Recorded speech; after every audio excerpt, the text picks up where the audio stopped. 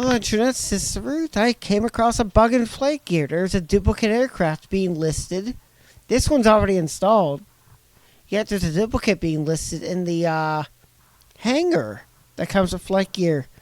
And while I can select anything from here, and it won't crash. But when I select something from here, it crashes just like that. So that's a problem. So I can reproduce it. You go to flight gear, aircraft, and search for the Polaris, or Pilatus, whatever the heck it's called. Oops, I misspelt it.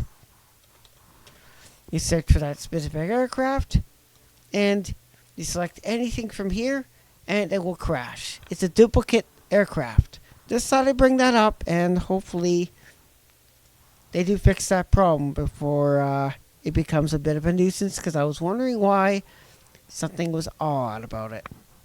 Thanks for watching.